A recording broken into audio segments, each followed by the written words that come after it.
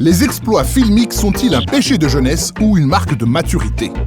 Recollons les morceaux ensemble.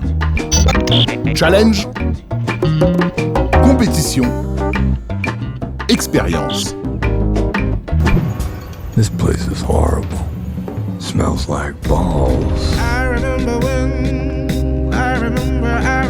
when I lost my mind. Birdman, la dérive d'un ancien acteur de blockbuster filmé près du corps dans un long plan séquence impossible. Avec son sujet mélancolique, souligné par son tour de force filmique, le film d'Alejandro Iñárritu s'est placé sans surprise sur le podium critique. How did we end up here? In this dump. Mais pourquoi de telles performances techniques sont si souvent saluées et donnent envie à d'autres cinéastes de s'y frotter à leur tour? Peut-être qu'en tant que réalisateur, tu es fasciné par les prouesses techniques des autres réalisateurs qui t'ont précédé. Je sais que j'ai toujours été fasciné par King Kong, le film de Shostak, et tu dis peut-être qu'un jour j'aurai les jouets, on va m'octroyer les jouets qui me permettront de faire un truc aussi complexe.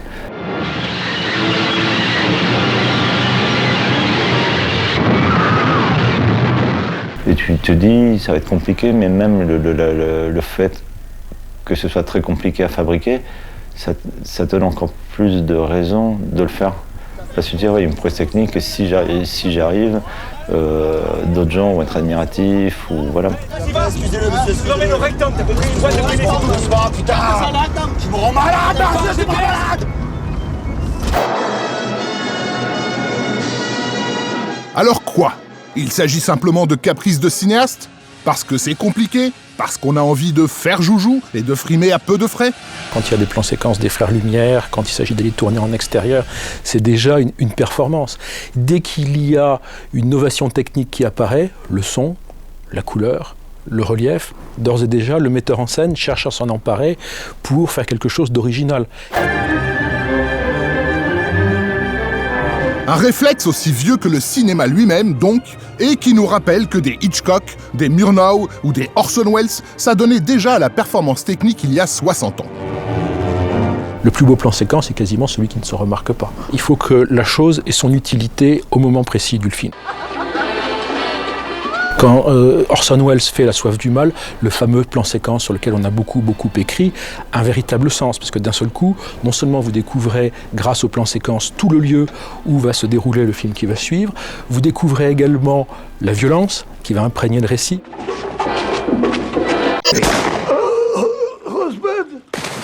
Ainsi, chaque évolution technologique fait naître un nouveau challenge par lequel un cinéaste va impressionner ses collègues et une poignée de cinéphiles attentifs.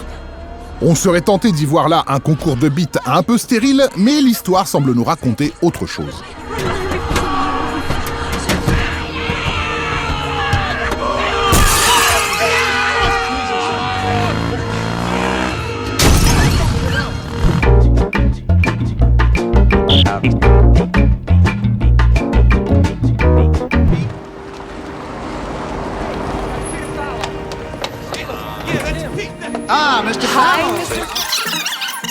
En 1990, Brian De Palma débute Le bûcher des vanités par un plan séquence ultra complexe de 5 minutes.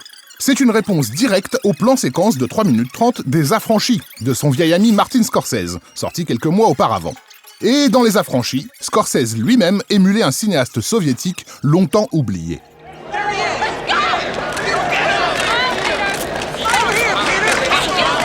T'as très peu de films où tu as l'impression qu'il y a des vraies prouesses techniques en ce qui concerne la position de la caméra. Tu as ça en regardant Soïkouba de Kalatosov, où je sais pas, la caméra elle paraît toute légère, elle vole par-dessus un enterrement avec des gens qui défilent dans la rue, où tu vois, la caméra est inspirée.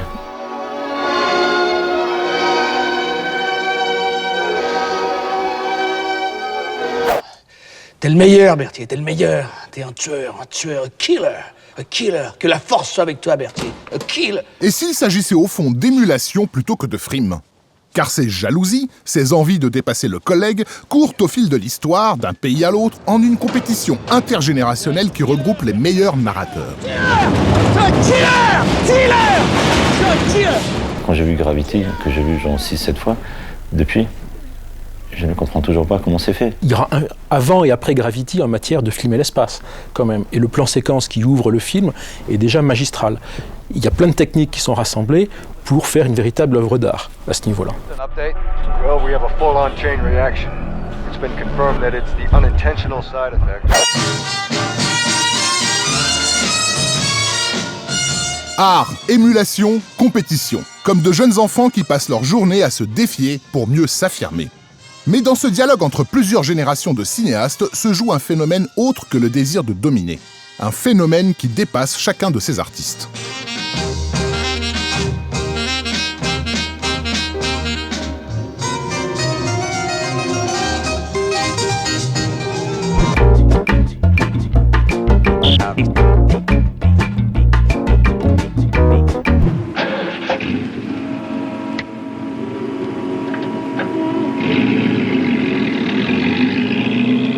En 1947, pour sa première réalisation, l'acteur Robert Montgomery décide de mettre le spectateur littéralement dans la peau de son héros.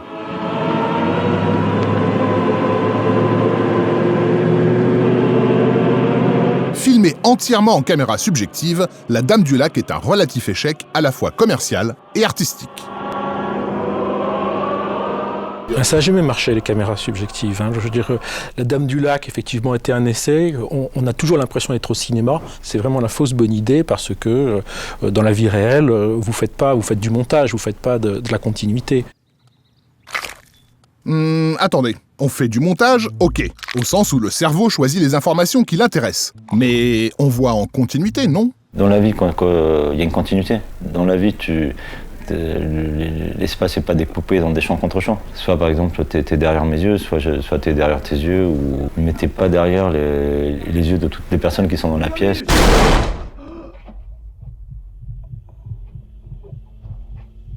Par exemple, la première fois que j'avais vu La Dame du Lac totalement défoncée, je me dis putain, c'est une super bonne idée de faire un film en vision subjective.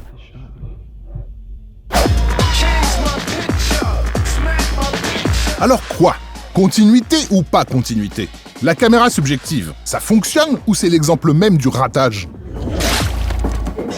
C'est un risque inhérent au parti pris, mais bon, il faut jouer, tant qu'à faire des films, autant jouer avec le langage et avec la technique.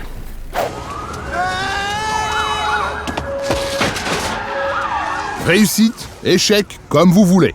Des décennies plus tard, on parle encore de ces films, telle une expérience qui a nourri les mécanismes du langage cinématographique et permis d'autres exploits, parfois plus discrets, mais aussi plus marquants. Car une fois passé le show-off, la plupart de ces artistes, adeptes de la performance, reconnaissent volontiers que celui qui a la plus grosse est aussi celui qui a su la jouer discrète et efficace. S'il y a quelqu'un qui a vraiment travaillé la performance, c'est Michael Powell.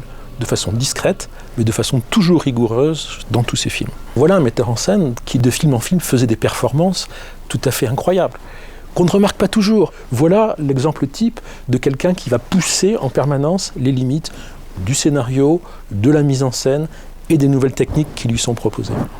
It's so huge. Thanks.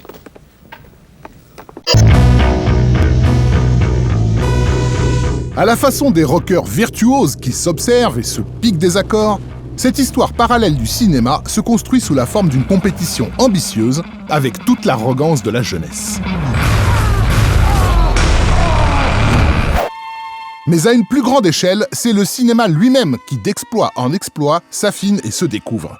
Le grand public, par ses acclamations ou par ses refus, participe pleinement à cette vaste expérience, sans forcément en repérer toutes les articulations. Et cette incessante course à l'exploit, qu'on croirait immature, a pour principale conséquence la maturation.